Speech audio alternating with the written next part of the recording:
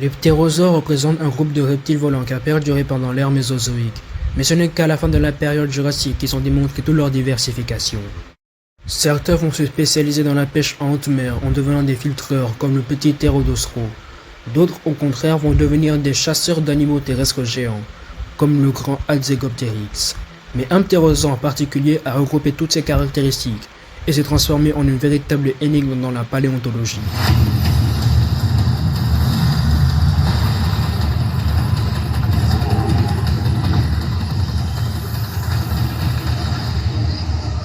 Au Brésil, la découverte d'un crâne presque bien conservé datant d'il y a 115 millions d'années révèle l'existence d'un grand ptérosaure, le Thalassodromeus, dont le nom signifie coureur de la mer. Pour une envergure de 5 mètres et à une hauteur de 1,80 m, ce ptérosaure faisait partie des géants qui vivaient à son époque. Sa principale caractéristique était sa crête osseuse qui s'est située sur le haut de sa tête. On pense qu'elle avait une épaisseur d'environ 10 mm, mais elle était très légère grâce à sa surface creuse, mais aussi aux trous remplis d'air. On pense qu'elle était beaucoup plus grande et beaucoup plus colorée chez le mâle, ce qui indique qu'elle servait beaucoup plus dans la séduction. Mais certains ont émis l'hypothèse que cette crête était en mesure de réguler sa température corporelle. Certaines personnes néanmoins ont émis l'hypothèse que cette crête leur aurait servi à changer rapidement de direction lorsqu'il était en train de prendre son envol. Le Thalassodromeus vivait sûrement près des côtes, où il devait se nourrir de proies aquatiques comme le poisson. Les ptérosaures pêcheurs de taille presque similaire, comme le fameux ptéranodon, sont en mesure de se déplacer sous l'eau. Grâce à leurs ailes puissantes et leurs pattes palmées, ils peuvent facilement attraper leur proie.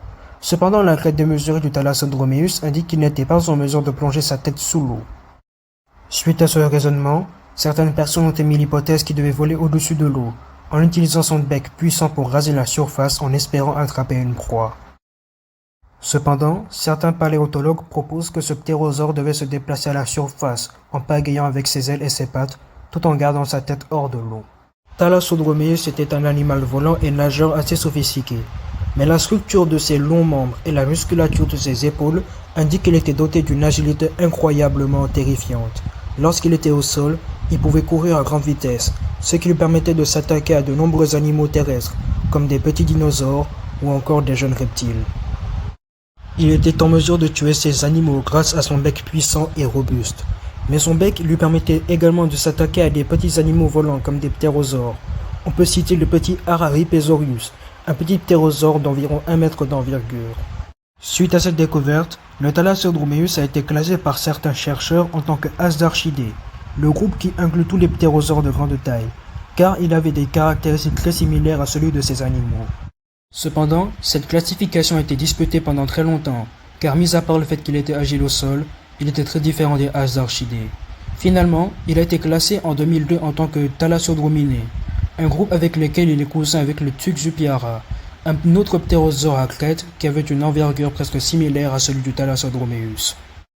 Les Thalassodrominés sont eux-mêmes inclus dans un autre groupe de ptérosaures, les Tapejaridés, un groupe d'animaux volants qui a perduré pendant le début du Crétacé. Cependant, les Tapejaridés sont nos proches cousins des Asdarchidés, donc il est impossible d'éliminer cette forte liaison que partagent ces deux ptérosaures de catégories différentes. Au début du Crétacé, c'était un écosystème florissant qui s'était établi dans le Brésil.